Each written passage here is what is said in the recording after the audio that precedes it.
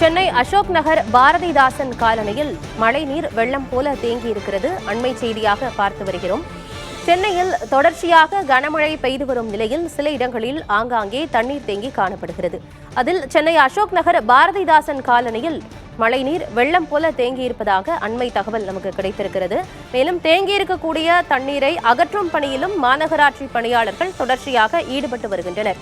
தாழ்வான இடங்களில் தண்ணீர் தேங்குகிறது. தேங்கிய தண்ணீரை உடனடியாக வெளியேற்றும் பணிகளிலும் மாநகராட்சி தொடர்ச்சியாக ஈடுபட்டு வருகிறது.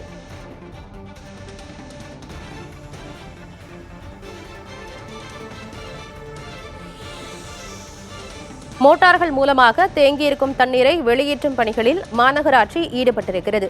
சென்னையில் காலை முதல் மிதமான மழை பெய்த நிலையில் தொடர்ச்சியாக தற்பொழுது கனமழை வெளுத்து வாங்கி வருகிறது. இதன் பிறகும் மழை அதிகமாக இருக்கும் என்றே வானிலை ஆய்வு மையம் கூறியிருக்கிறது.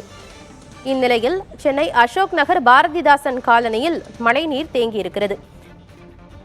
விவரங்களோடு செய்தியாளர் சாந்தகுமார் இணைந்திருக்கிறார். சாந்தகுமார், குறிப்பா எந்த இடத்துல அசோக் நகர்ல மழைநீர் தேங்கி இருக்கிறது? பொதுவா அசோக் நகர்ல எப்பவுமே குறிப்பிட்ட இடங்கள்ல தண்ணீர் ஒவ்வொரு மழைக்காலத்தின் போதுமே தேங்கி நிற்கும். அந்த இடம் தானா இது? தண்ணீரை வெளியேற்றும் பணி தொடங்கிட்டாங்களா?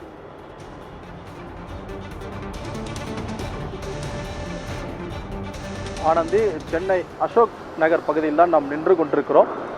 தற்போது கிண்டியிலிருந்து அந்த அசோக் நகர் செல்லக்கூடிய சாலை, அதாவது வடபழனி செல்லக்கூடிய சாலை, அதே போல இந்த பக்கம் கே நகர் செல்லக்கூடிய இந்த சாலை இருக்கிறது. முக்கியமான பிரதான சாலையாக பார்க்கப்படுகிறது. இந்த சாலையில் அதிகப்படியான தண்ணீர் தேங்கி இருக்கக்கூடிய காட்சிகளை நம்மால் காண முடிகிறது. இந்த புயல் காரணமாக காலை முதலே அதிகப்படியான மழைப்பொழிவு ஏற்பட்டிருக்கிறது. அதன் காரணமாக பாரதிதாசன் காலனி, அம்பேத்கர் காலனி உள்ளிட்ட பல்வேறு பகுதிகளில் இருக்கக்கூடிய ஏராளமான மக்கள் பாதிக்கப்பட்டிருக்கின்றனர். இந்த அம்பேத்கர் காலனியில் இருக்கக்கூடிய பெரும்பாலான மக்கள் வீடுகளிலிருந்து வெளியே வர முடியாமல் வீட்டிற்குள்ளேயே முடங்கி இருக்கக்கூடிய நிலையும் காணப்படுகிறது. அதே போல அதிகப்படியான வாகனங்கள் வந்து கொண்டிருக்கக்கூடிய முக்கியமான சாலை. இதில் இடது பக்கம் பார்த்தீர்கள் என்றால் இந்த காவல்துறை அதிகாரிகள் நின்று கொண்டிருக்கிறார்கள். வாகனங்களை ஓரமாக செல்வதற்கு அறிவுறுத்தி சாலையின் மையப்பகுதியில் தான் வாகனங்கள் செல்லக்கூடிய காட்சிகளை நம்மால் பார்க்க முடிகிறது.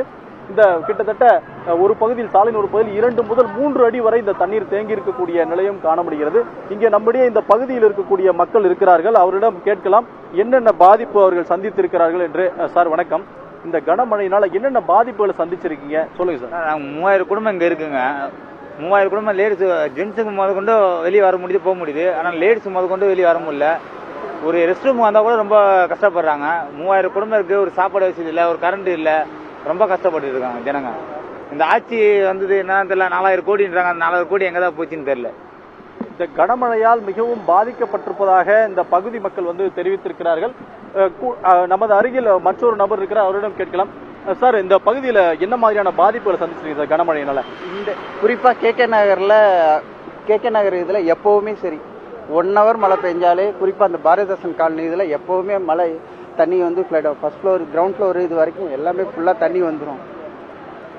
ஒரு மணி நேரம் மழைக்கே தாங்காது. இப்போ மோட்டர் வச்சு எடுத்துக்கிட்டு இருக்காங்க. எவ்வளோ நேரம் ஆகும் என்ன அதுன்னு தெரியாது. மழை நின்னாதான் அவங்களும் இது பண்ண முடியும். மழை கண்டினியூஸாக வந்துட்டு இருக்கு. நல்லா எப்படி இருக்குன்றது தெரியாது. மழை விட்டாதான் இதுக்கு ஒரு தீர்வு வரும். இந்த மழையினால் பெரிதும் தங்கள் பாதிக்கப்பட்டிருப்பதாக அவர் தெரிவித்த காட்சிகளை நம்மால் பார்க்க முடிகிறது.